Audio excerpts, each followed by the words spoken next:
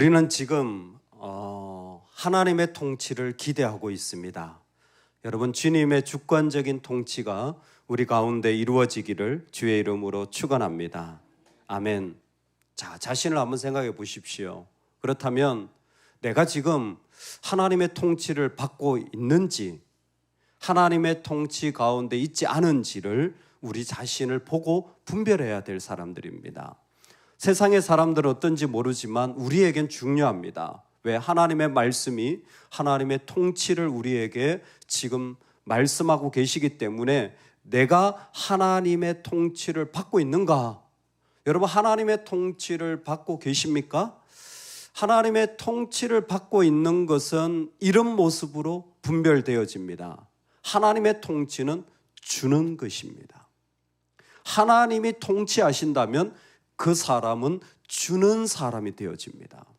하나님은 말씀이 없고 비전이 없는, 하존이 없는 곳에 사무엘을 세워서 말씀을 주시는 분이십니다.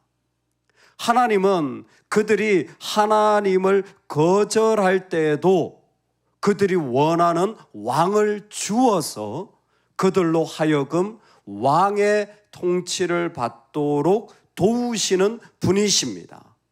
하나님은 주시는 분이십니다. 과연 내가 하나님의 통치를 받고 있습니까? 그렇다면 주는 사람이 되어지는 거예요. 내가 주는 쪽으로 나가는 거예요. 하나님의 통치는 얼마만큼 주느냐? 끊임없이 주는 거예요. 이만큼 주는 정도로, 내가 이만큼 섬긴 정도로는 하나님의 통치라고 말할 수 없습니다. 하나님의 통치는 끊임없이 주는 거예요. 알겠습니다. 그렇다면 내가 하나님의 통치를 받지 않는 인간의 통치, 즉 내가 왕이 되거나 인간 왕의 통치를 받는 하나님의 통치가 없는 모습은 무엇입니까? 묻는다면 그것도 명확해요. 그건 뭡니까? 그건 주는 게 아니라 취하는 것입니다. 인간 왕의 특징은 계속 취하는 거예요. 뭔가를 자꾸 가져야 되고 뭔가를 자꾸 요구해요. 그래서 우리 마음의 방향이 있잖아요. 내가 봤을 때 더 주고 싶다, 더 주고 싶다 이러면 그 사람은 통치를 받은 거예요. 근데 이 사람은 왜 나한테 이렇게 안 해주지? 이 마음이 든다면 하나님의 통치가 사라진 겁니다. 어떤 이유를 막론하고 우리는 지금 하나님에 대해서 얘기하고 있는 거예요. 우리는 지금 사람이 아니라 하나님에 대해서 얘기하고 있는 거예요. 하나님은 주시는 분이에요. 근데 사람이라면 사람의 통치, 자기가 왕이 되잖아요. 그러면 자꾸 요구하게 되어져 있어요. 자꾸 취하게 되어져 있어요. 그래서 오늘 말씀의 핵심이 뭐냐면 그가 취할 것이다. 그가 취할 것이다. 이거 들어야 돼요. 인간 왕의 통치를 받는다면, 왕을 세운다면 너 모르는데 왕이 너의 마음에 들어오잖아. 네가 왕이 되려고 하잖아. 그러면 너의 마음은 분명하게 이렇게 돼. 요구하게 돼. 이것도 해주길 원하고 저거 해주길 원하고 이게 있어야 되고 이거 안 해주면 어떻게 돼요? 그게 바로 우리가 가지는 시험 들고 상처받고 별의별 일이 다 일어나는 거예요. 그거는 내가 높아져서 왕이 되었을 때예요. 여러분, 사람이 왕이 되어지면 이와 같아집니다. 11절에 이르되 너희를 다스릴 왕의 제도는 이러하니라. 그가 너희 아들들을 데려다가 그의 병거와 말을 어거하게 하리니. 13절에 그가 또 너희 딸들을 데려다가, 다 취하는 거죠. 데려다가 향료 만드는 자와 요리하는 자와 떡 굽는 자로. 또 14절에 그가 또 너희의 밭과 포도원과 감나원에서 제일 좋은 것을 가져다가 자기의 신하들에게 줄 것이고, 또 16절에 그가 또 너희의 노비와 가장 아름다운 소년과 나귀를 끌어다가 자기 일을 시킬 것이고, 17절에 너희의 양떼의 10분의 1을 거두어 가리니 너희가 그의 종이 될 것이라. 전부 다 왕은 취하는 자입니다. 할렐루야. 여러분, 분명히 들으셔야 돼요. 내가 왕이 되잖아요. 이 땅에 인간 왕의 통치를 받잖아요. 인간 왕의 통치의 핵심은 전부 같은 말인데 그가 취할 것이다. 그래서 그 사람 말을 자꾸 들어봐야 돼요. 내 안에 있는 목소리를 들어봐야 돼요. 내가 무엇인가 자꾸 요구하는 마음이 많다. 뭔가 자꾸 취하려고 한다. 주님, 큰일 났습니다. 제가 하나님의 통치가 없습니다. 하나님이 내 왕이 안 되고 계십니다. 큰일 났습니다. 내가 내 인생의 왕이 되어버렸습니다. 여러분, 이건 무서운 일이 일어나고 있는 겁니다. 왕은 취하는 자입니다. 가장 아름다운 것들을 그 가운데서 취하기를 원하는데 무서운 일이 얼마나 일어나느냐. 이스라엘은 하나님 앞에 제사하며 예배하며 법궤를 가지고 하나님의 백성됨을 인정하도록 세워졌어요. 이 일을 돕는 자가 누구냐면 레위인들이에요. 레위인들을 위하여 그들은 이 제도, 이 제사가 드려지기 위해 뭐합니까? 11조를 드려요. 근데 인간 왕이 드려지잖아요. 인간 왕이 세워지니까 11조를 왕에게 세워져요. 이게 뭐냐면 종교적인 게 삐뚤어지기 시작해요. 아니, 이럴 수가 있습니까? 묻는다면 예, 그렇습니다. 내가 왕이 되잖아요. 교회도 내가 바꿔야 돼요. 교회도 내 마음대로 바꿔줘야 돼요. 하나님이 만드신 시스템도 내가 내 중심으로 달라지는 게 11조를 왕에게 바친다라는 거예요. 이게 너무 무서운 일들이 자연스럽게 일어납니다. 언제? 인간이 왕이 되어질 때. 이 말의 두 번째 특징은 무엇이냐면 점점 더 요구가 많아져요. 처음에는 별로 그런 말 안 했어요. 처음에는 별것 아닙니다. 야, 병거 좀 가져와. 아유, 뭐 그거야 뭐 만들어서 주면 되지. 조금 있다 보니까 군대를 조직해. 이러면 내 아들들을 보내야 되는 거예요. 조금 있다 보니까 딸들도 달라는 거예요. 음식을 만들어야 되고 향료를 만들어야 되기 때문에. 이젠 딸들뿐만 아니라 우리 바깥 포도원까지 이거 하나님 주신 거예요. 절대 취할 수가 없습니다. 근데 하나님 대신해서 내가 가지겠다라는 거죠. 11조.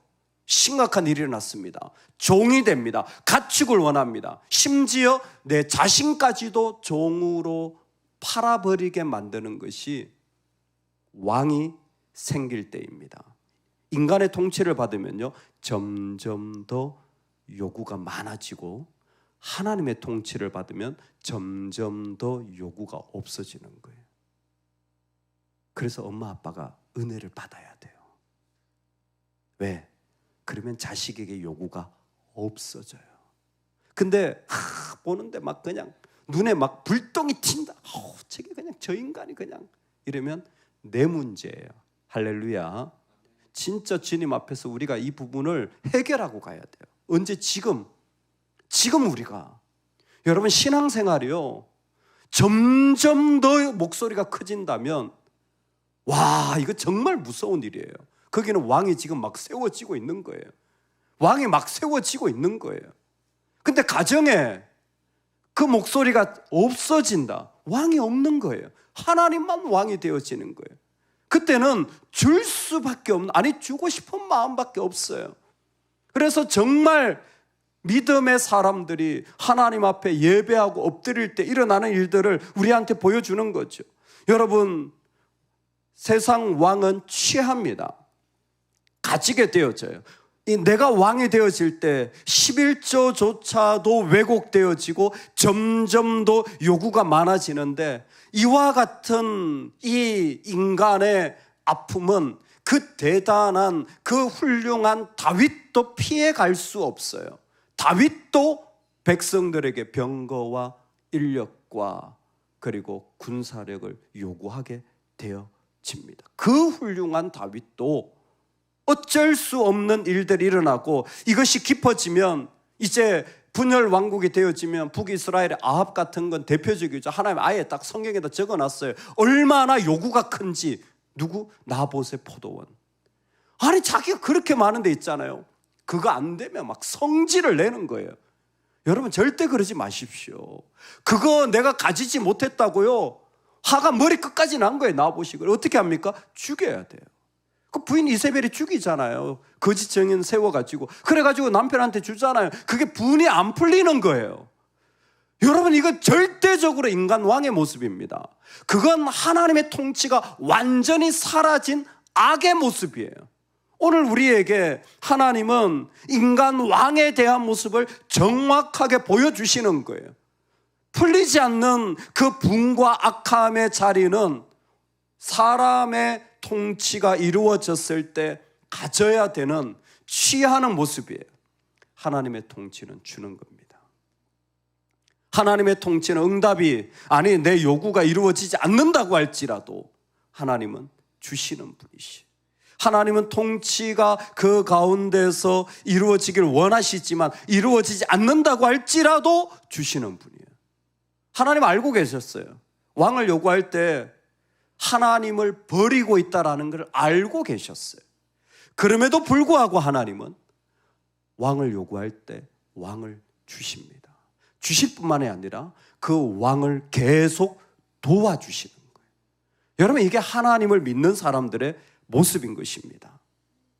인간 왕이 있으면 가장 중요한 일은 무엇이냐면 하나님이 그곳에 분명하게 말씀하시는 한 가지, 너희가 사람의 통치를 받을 때, 네가 왕이 될 때 나는 너희들의 부르짖음에 응답하지 않을 것이다.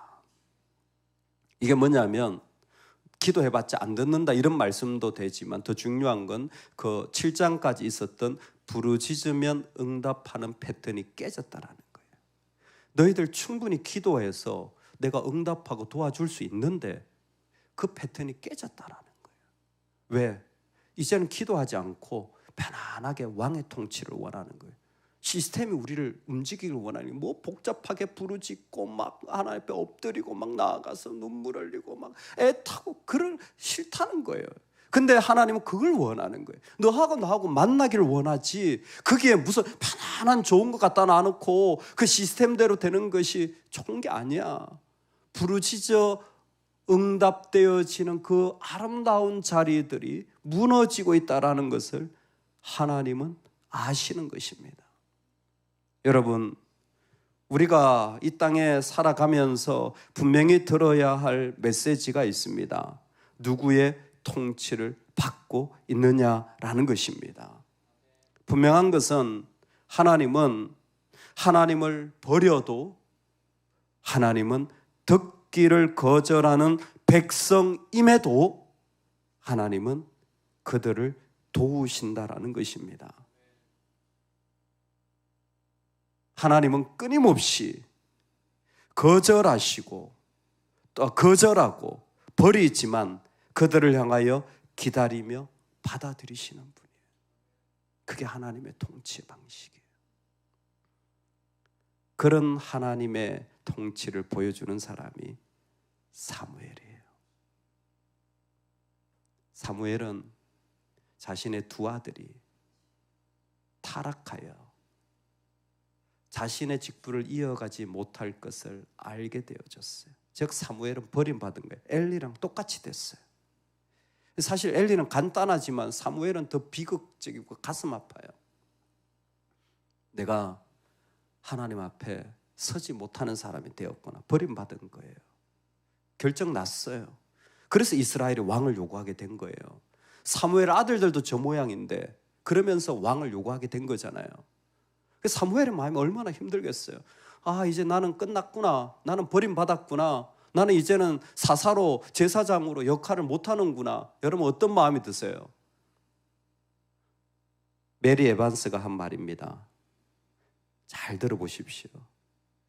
위대한 통치자는 토라지지 않는다. 사무엘 버림받았어요. 백성에게 버림받고 하나님도 너는 끝이야. 위대한 통치자는 토라지지 않는다. 정말 위대한 믿음의 사람들은 시험이나 상처 따위 없습니다. 정말 그 사람이 기도하는 사람이라면 그것 때문에 내가 시험될 이유가 하나도 없어요. 왜? 사무엘은 버림받았잖아요. 그런데 사울 왕을 세운 사람이 누굽니까? 사무엘이에요. 계속해서 하나님 부르실 때 다윗을 세우는 사람이 누굽니까? 사무엘이에요. 나는 버림받았지만 하나님이 원하실 때 그 일에 끊임없이 헌신하며 나아가는 거예요. 계속해서 하나님 앞에 나가. 내 모습이 이름에도 불구하고 그게 누구? 하나님이에요. 백성의 하나님을 버림에도 불구하고 하나님은 자신의 독생자를 죽이면서까지 사랑하는 거예요. 계속 주는 것. 그 하나님의 모습이 사무엘을 통하여 이 땅에 드러나고 보여지는데, 우리가 예수 그리스도를 믿을 때 나를 위해 죽으신 분을 우리는 만나게 되는 거예요. 나를 위해 죽으신 분을 우리는 만나게 되어지는 거예요. 여러분, 그게 하나님의 통치가 이루어지는 사람들의 모습인 것입니다. 오늘 우리 귀에 우리의 삶에 들려지면 좋겠어요. 내 영혼아, 너는 누구의 통치를 받고 있니? 너는 하나님의 통치를 받을지어다. 끝없이 주시는 하나님의 사람이 될지어다. 정말 좀 괜찮은 믿는 사람이 되어서 토라지고 시험 들고 이런 것 없는 내 죄와 이 땅의 아픔으로 넘어져도 여전히 또 주는 우리 하나님처럼 그런 사람으로 세워질지어다. 우리 그 길을 걸어갈 수 있기를 주의 이름으로 축원합니다. 아멘, 아멘.